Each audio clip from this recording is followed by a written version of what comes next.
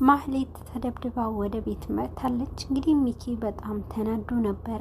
ምንድነው የሆነችው? ልጄን ጠይቃት፣ ልጄ የሆነ ነገር ሆናለች ብሎ እንግዲህ አባት በጣም ብዙ አጠያይቆት ነበረ። በዚህ ሰዓት ግን በፍጥነት ሄዶ ወደ ክፍሏ ሲመለከት ማህሌትም እየጠየቃት ነበረ። ምንድነው ሆንሽው እህቴ ንገሪኝ፣ እውነቱን ካልነገርሽኝ አልለቅሽም ብሎ ያፋጥጣታል። ማህሌትም ከወንድሟ ጥያቄ ማምለጥ እንደማትችል የሚኪን መልስ ለመመለስ እንግዲህ በማይሆን በትንሽ ነገር ነው እና የሚያስቸግራት ሰው እንዳለ ትናገራለች። ነገሩን በፎቶ እንድታሳየው ይጠይቃታል ሚኪ። በዚህ ጊዜ ግን ማህሌትም ፎቶውን ስታሳየው ሚኪ የሚፈልገውና ከዛ በፊትም እንግዲህ ትርሲትንም የገደላት ሰው መሆኑንም ያፈጥበታል። እንዴት ይሄ ሰው ነው እንዲህ ያደረገች ብሎ ይጠይቃታል። አዎ ታዲያ ይህንንማ ከሆነ እኔ ስፈልገው በእጅ ገባልኝ እያለ በውስጡ ጥርሱን እያፋጭ እንግዲህ ወደሱ ስልክ እንድትደውል ያደርጋታል። ማህሌትም በቃ ተወው ወንድሜ፣ ስለሱ ያለው ነገር ለእኔ ተወው በቃ እና ካሁን በኋላም አንተ መግባት አያስፈልግም ብላ ትነግረዋለች። ነገር ግን ሚኪ ደግሞ ለብዙ ቀናት ያፋልገውና ለብዙ ቀናት እየፈለገው የነበረውንም በእጁ ሲገባለት ይህንን ነገር አይደለም እጠብቀው በማለት እንግዲህ ማህሌትም ስልክ እንድትደውል ያስገድዳታል። ማህሌትም ስልክ ወደ ልጁ በምትደውል ሰዓት ስልኩም አይሰራም። ግን ደግሞ ሚኪ ሊረዳት አልቻለም። አውቀሽ ወደ ሌላ ሰው ስልክ እየደወልሽ ነው አይደለው? እንዳላገኘው ፈልገሽ እያለ ያስጨንቃታል። ወንድሜ እንደዛ እያደረኩ ሳይሆን እኔ እኮ እውነት እየደወልኩለት ነው፣ ደግሞ መጣላት አያስፈልግም እያለችው ነበረ። ሚኪ ግን አይሆንም የምልሽን ካላደረግሽ አዝንብሻለሁ እያለ እንግዲህ በጣም እንዳዘነባት ይናገራታል። ሚኪም ስልኩ አልሰራ ሲለው የበለጠ ጭንቀት ውስጥ ገብቷል። እንዴት እህቴን እንደዚህ አይነት ነገር ታደርጋለህ? አሁንማ በእጅ ትገባለህ፣ ትርሲትንም ያደረካትንም እና ደግሞ እህቴንም እያደረከው በአንድ በቀልሃለሁ እያለ ሲፎክር ነበረ። ማህሌት የሚኪ ሁኔታ በጣም አስጨንቋት ነበረ። ምን እያለ ነው ይሄ ልጅ? ምንድነው የሆነው? ወንድሜ ምንድነው እንዲህ እያስጨነቀህ ያለው እያለች ስትጠይቀው ነበረ። ምንም አልሆንኩም ብቻ ፈጥነሽ ደውዪ እያላት ነበረ። ግን ደግሞ ስልኩ እየሰራላቸው ስላልነበረ የበለጠ ጭንቀት ውስጥ ገብተዋል። እንግዲህ ሚኪ በማስጠንቀቅና በማስፈራራት የበለጠ ፈጥነሽ ስልክ ደውዪ እያልኩሽ አትሰሚኝም እንዴ? እየምልሽን ነገር ስሚ፣ ደውዪለት እያልኩሽ ነው፣ ደጋግመሽ ደውዪለት እያለ እንግዲህ በጣም ያስጨንቃታል። ማህሌትም በዚህን አክል በቃ ተወው ስትል ወንድሜ በዚህን አክል መጨነቅ አያስፈልግህም፣ ተው በቃ እኔም እኮ ትንሽ ነገር ነው እያለች ስትነግረው ነበረ። ግን በጭራሽ አይሆንም ፍጠኝ አሁን ነው ምልሽ እያለ እንግዲህ በጥነት እንድትደውል ደጋግማ ያደርጋል። እንግዲህ ማህሌትንም አስገድዶ ደጋግማ እንድትደውል እያላትም ነበረ። ወንድሜ ደውላለሁ ከሰራለኝ እያለች እንግዲህ ዝም ትለዋለች። ሚኪው ከአባቱ ጋር እየተነጋገረ ነበረ። ልጄ ምንድነው ሆነችው ጠየቅካት እያለ ሲነግረው ነበረ። ሚኪ ግን አባቱ እየተናገረው ያለው ነገር በተቃራኒ መንገድ በመውሰድና አባዬ አው ጠይቂያታለሁና የትምህርት ቤት በር መተዋት ነው በማለት እንግዲህ ሚኪን ለአባቱ ይዋሸዋል። ግን ደግሞ አባት ልጄ ታዲያ ለምንድን ነው በዚህ ናክል ከኔ የራቀችው የሸሸችው ብሎ ይጠይቀዋል። አባዬ ስለዚህ ነገር አንተ አትጨነቅ እኔ ያስተካክለዋለሁ በማለት ነበር እንግዲህ አባትንም እየደለለው የነበረው። ሚኪም በራሱ መንገድ ይህንን ነገር የራሱ ጠላት ቀድሞ መያዝ ስለፈለገ አባቱም ስለ እውነታው እንዳያውቅ ያደርጋል። አባት ግን ስለ ሚኪ ሁኔታ በጣም አስጨንቆታል። ሚኪ ግን የበለጠ እያሰበ ያለው ስለ ትርሲት ስላጠፋትንም ሰው እሱንም የሚያገኝበትና እሱም በእጁ የሚያስገባትንም መንገድ ነበረ። ከንፈሩን ነክሶ እንግዲህ እልህ ውስጥ እንደገባ ነበረ እያደረገ የነበረው።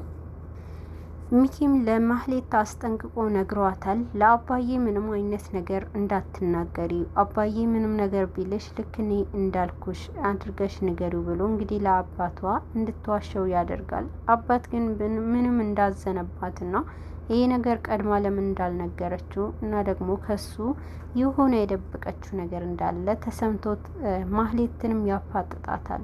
ታዲያ ለምን ወደ ቤት ቶሎ አልመጣሽም ብሎ በሚጠይቃት ሰዓት ጓደኛዬ ጋር እንደዚህ በረዶ እያደረግኩ እና እንዳትደነግጡ በማለት እንግዲህ ትዋሸዋለች። በዚህ ሰዓትም አባት እያልሽኝ ያለሽው ምንም ነገር አልገባኝም፣ አላምንሽም እውነቱ እስካልነገርሽኝ ድረስ ይላታል። ሚኪም እንግዲህ ፊት ለፊቱ ቆሞ ምንም ነገር እንዳትናገር ነበረ ለማስጠንቀቅ ያህል ፊት ለፊቷ የቆመ የሚመስለው። እንግዲህ አሁን ላይ ማህሌት አባቷንም በውሸት ትቀጣት ከተከስተ ጋር በመሆን ሰውየውንም ስንፈልገው በራሳችን በእግሩ ወደኛ መጥቷል በማለት ይናገራል።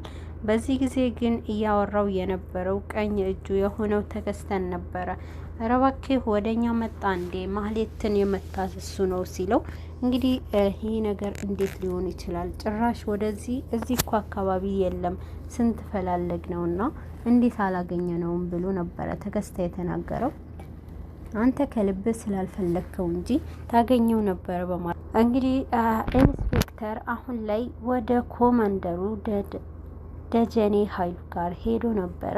በዚህ ሰዓት ግን ኢንስፔክተሩም ስለተፈጠረው ስለ ሁሉም ነገር ነበረ ለማወራራት የፈለገው። እንግዲህ ሚኪ ከመጀመሪያ ጀምሮ ቀድሜ እዛ መሄድ አለብኝ ብሎ ተናግሮ ኢንስፔክተሩን ወደሱ ካመራ በኋላ እንግዲህ ብሩኬን አሁን ላይ ብሩኬ እዛ እጅ ውስጥ እንዲያስገባ ከኮማንደሩ ጋር ሚኪ ተስማምተዋል። ሚኪም ለተከስተ አሁን በፍጥነት ቀድመህ ወደ ፖሊስ ጣባ ውሰደኝ፣ ኮማንደሩን ማናገር አለብኝ ብሎት ነበረ። ፖሊስ ጣባ ደግሞ ምን ታደርጋለህ? እዛ ምን ትሰራ ትሄዳለህ ብሎ ነበረ የተናገረው። እንግዲህ በዚህን ሰዓት እኔ ሄጄ ማንም ሳይቀድመኝ እንግዲህ ኮማንደሩን በእጄ ማስገባት አለብኝ፣ ሁሉንም ነገር ቀድሜ ማስተካከል አለብኝ ብሎ እንግዲህ ለተከስተ ይነግረዋል። ታዲያ ይሄንን ነገር ሁሉም ነገር እጅህን ካስገባ ጥሩ ላይሆን ይችላል ብሎ ነበረ የተናገረው። ሚኪ ይሄንን ነገር ባለው ሚኪም ገንዘብ ምንም የማይሰራው ነገር የለም፣ ስለዚህ ገንዘብ ከሰጠናቸው ሁሉንም ነገር ያስተካክላሉ፣ ምንም ሆነ አልታገስም ያለውም እንኳን አፍሪካም ሀገር ውስጥ በገንዘብ ምንም ነገር ማድረግ ትችላለህ እያለ እንግዲህ ለተከስተ እየነገረው ነበረ። እንግዲህ ኢንስፔክተሩም ለኮማንደሩ ስለ ወንጀለኛው የጠረጠረው ነገር እንዳለና ስለ ትርሲት የጠፋችበትንም ጉዳይ ከማን ጋር እንደሚያገናኘው ኢንስፔክተሩም ለኮማንደሩ ነግሮት ነበረ።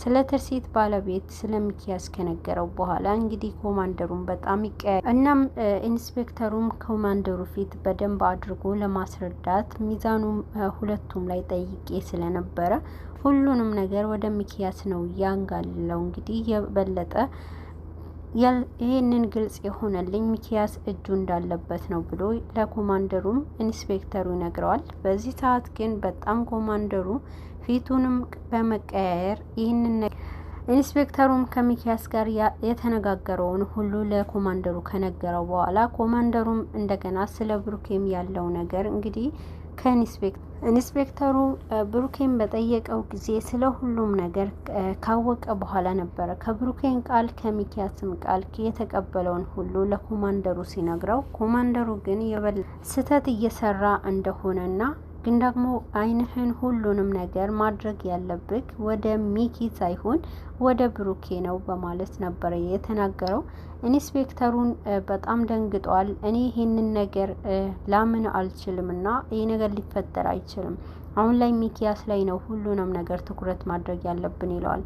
እና ደግሞ አንተ አሁን ላይ የምትሰራው ስራ ሌላ ስራ ነውና አንተ ከዚህ ስራ ወጥተሃልና ወደ ሌላ ቦታ መሄድ አለብህ ብሎ ነግሮታል። እንግዲህ ሚኪያስ ከኮማንደሩ ጋር በተደጋጋሚ ስልክ እየደወለና እንገናኝ ሲለውም ነበረ።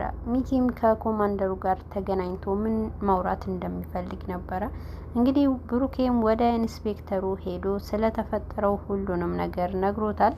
ስለተፈጠረው ሁሉንም ስላወቀው እና ደግሞ ብሩኬም ደግሞ ኮማንደሩና ሚኪ ተገናኝተው እንግዲህ ኢንስፔክተሩም ዓይኑ ከሚኪያስ ላይ አንስቶ ወደ ብሩኬ እንደሚያደርግ እንደተናገረው ነግሮታል። ነገር ግን ይሄንን ብቻ በቂ እንዳልሆነ እንግዲህ ኮማንደሩም ሚኪያስ የቻለውን እንዲያደርግ ያደርጋል። ብሩኬ ጭንቀት ውስጥ ገብቷል። ልዕልት የቻለችውን ሁሉ ብሩኬን ለማስደሰት ብትሞክርም ብሩኬ ግን በጣም እንደተጨነቀና ስለ ሚኪ የበለጠ በጣም እንዳሳሰበው ነው የተናገረው።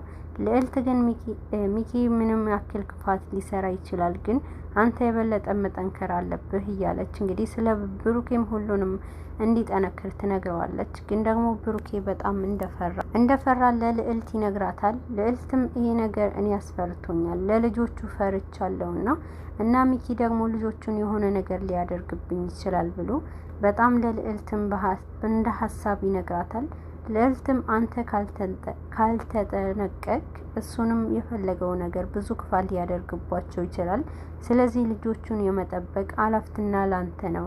አንተ ትኩረት ከሌላው ጊዜ በላይ አንተ እነሱ ላይ መጠበቅ አለብን። እንግዲህ ብሩኬም እኔም አሁን ላይ ነው መበርታት የምፈልገው፣ ግን ደግሞ ኮማንደሩ አሁን ላይ ኢንስፔክተሩንም ሁሉንም ነገር እንደነገረውና ስለ ፎቶውም እንዳገኘው ሚኪ ግን የቻለውን አክል ክፋት እንደሚሰራ ይህ ነገር ደግሞ ሚኪ እውነቱን ከደረሰበት እኔንም ደግመኛ ለማጥፋት ነው የሚሞክረው ብሎ ነው የተናገረው።